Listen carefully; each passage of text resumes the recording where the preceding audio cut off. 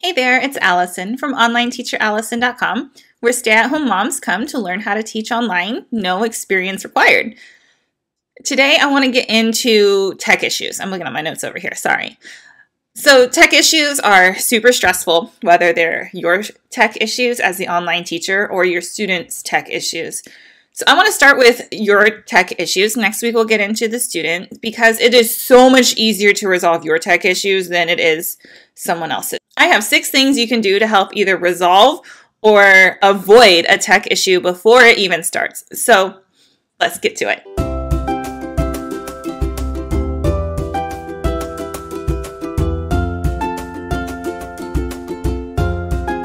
The very first thing you can do to help avoid a tech issue is to regularly shut down your computer, or if you're in the midst of one, restart it. So regularly shutting down your computer, we all know it's great. It closes out those windows. I don't know if you are a habitual tab hoarder like me, or if you like to keep just a couple open, but I am a tab hoarder. So I have a bunch of tabs for work, and then I have a bunch of tabs for my own personal business, which is helping you. And then I have my personal tabs like Facebook. If you are a habitual tab hoarder like me, that will slow down your computer and it will slow down kind of your connection because there's a lot of things running in the background. So that honestly forces me to close out of them.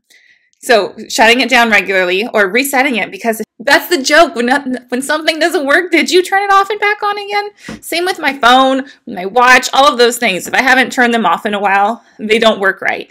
And a quick reset will help solve that. So if I try to turn my computer off once a week, it doesn't always happen. Let's be honest. It's Tuesday and I did not shut my computer off last week and I have not yet. So pick a day of the week, whatever day is easiest for you, and just shut it down, give it a break. Computers work well with breaks. You as a human being, you need a break. Everything needs a break. I know it's weird to compare you to a computer, but honestly, it's true. All right. The second thing is a change internet connections. So I have 2 internet connections in my house. I have a router that sits right here on the corner of my desk, and I have a router across the house in my living room. So if I take my laptop and I go do work or just using my computer in the living room, I do have to change to that router. I don't always remember when I bring it back to change it back. So that can change it. If you don't have 2 routers at home, another thing you can do is connect to the hotspot on your phone. Most phone plans now come with a basic allowance of hotspot, so you don't need to buy an extra plan if you are just using it for backup. I have used hotspot as backup when internet went down, when power went down, and it has helped. It's not ideal. It totally drains both batteries, phone and computer, or just phone, depending on what you're working on. But if you're going to get in trouble for missing the class, or it's going to be too much hassle to try to miss it or reschedule, and that's what you want to do, it's a great backup plan. Another thing you can do is go somewhere if it's safe. So I live in Oklahoma. We just had our first snow snap. My area didn't see anything, but several hours for me saw several inches. If they don't have power, they could drive to Walmart or Starbucks or somewhere with free internet, but I want to make sure it's safe. Your safety comes first. So if that's not going to be safe for you to be getting out in the car and driving a couple blocks, please don't. Please just cancel the class. You do not get paid enough for that hassle. All right. You can also use a neighbor's, maybe a parent if you live close enough to parents and you want to smooch off theirs for the afternoon. No shame in that game. All right. Number 3, this is not my favorite, but it really does help. Turn off your video. So video uses a lot of bandwidth. It uses a lot of energy. And if things are slow, the first thing that's automatically shut down or slowed down or lessened in quality is the video.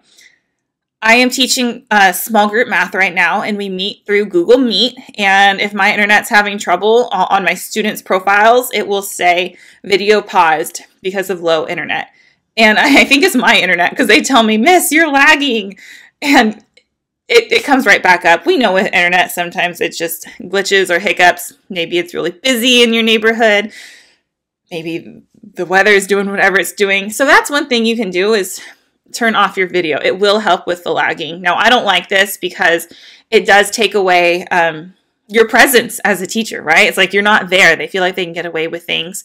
I encourage them to have their camera on, so I need to have my camera on. But it is something you can do, especially if you have a good rapport with that student. You can tell them, my internet is not working very well today. I am going to turn off my camera for a few minutes, but I will try to turn it back on and see if that helps. Like I said, it's not my favorite. But number 4, you can eliminate other things using bandwidth. If you are sharing a house with people, and my husband is in the other room gaming and streaming and doing all of the things on the same internet, he probably has to get off. Sorry, dear, but I am making the money right now. So think about that too. Or if your kids are streaming music or streaming games, same thing. That's also the thing with public internet, like at the library or at Starbucks, is other things are using that bandwidth. Now, I am alone. I can shut down tabs. Tabs use a lot. They're always refreshing, even if you're not using them. And that slows down your computer. It drains your battery. So that's another thing you can do for your tech issues. Here's one thing a lot of people don't think about. It's your cache, not like cash money, but your cache on your computer, CACHE. You can clear your cache and you can clear your cookies. I always get annoyed when I have to do this because then I have to retype in all of the passwords and my usernames and emails that have been saved. I don't even save that much because I'm weird. The ones that do get saved, I don't realize it until I'm sitting there trying and failing to remember my password. But if you clear your cache, you clear your cookies, sometimes even your history, those things all speed up your computer because cookies are like memory. That's the thing that targets those ads to you. They know you've been to this website. They know you've Googled whatever it is. And that's how you get those targeted ads, is those cache, is the cache in the cookies. And sometimes even just the platforms have a cache. So VIPKid, they had their own little cache I could clear on my own. And that was one of the first things I did if I had tech issues, was I cleared it. I always had to log in again, but that was fine. I knew that one. So see if your platform has something like that too, because rather than going into the deep dive of your computer to get to your cache and your cookies, maybe there's just one specifically for your platform. VIPKid had it. I can't speak for experience from really anything else, but it is worth looking into and asking on those Facebook groups or asking other teachers that you know. And the last one, this one got me. I know this one, and it got me this summer. So whenever your platform, if you are on one, pushes out a new update, do not do it on the first day. That is the rookie mistake, and I want you to avoid it because we all know when new updates come out, there are bugs, and those bugs will affect your entire day's worth of classes. If you're lucky, they won't, but you do not want to take that risk. So over the summer, the platform I was teaching on had an update. And it asked, do you want to update it? I was like, yeah, cool, let's do it. As soon as I pushed that button, I knew I had made a terrible mistake. So the whole morning, I had 4 classes. My first one went great. My second one, I got kicked off and I could not get back on. My third and fourth one could not get back on. So then I had to spend time talking to customer support and the tech people and taking pictures and proving that I'm there, and I'm trying to get on and tell them, oh my gosh, I don't know what's happening. I am trying to teach, but it's not working. So this company is based in Canada, and I was teaching early in the morning, like 7 o'clock my time, before their tech support was even open. So I was just kind of on my own. And if you're teaching for companies like VIPKid, where they are based in Asian countries, it's probably going to be the same thing. You send a ticket, but you're not going to get an immediate response. So do not do the update the first day. I like to wait about a week and then I'll do the update because by then the bugs have been sorted out. People have found the issues and found workarounds.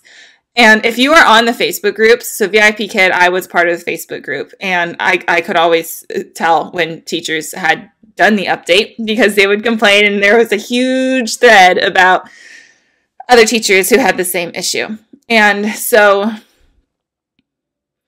once you start seeing the update chatter quiet down on the Facebook group, you know it's pretty safe.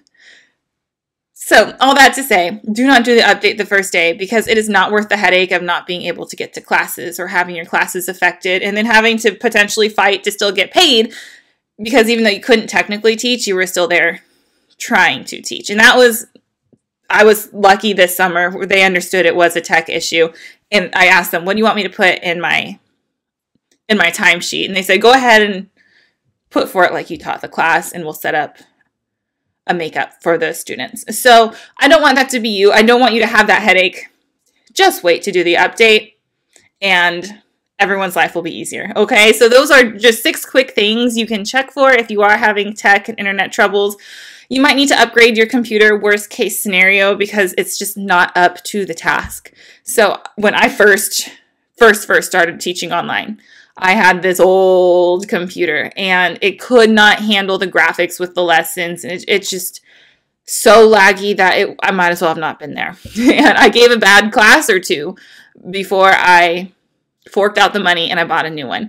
So if you have a really old computer, you might need to buy more with more RAM and more that working memory and more memory just in general, because the fuller the memory on your computer is, the slower it loads.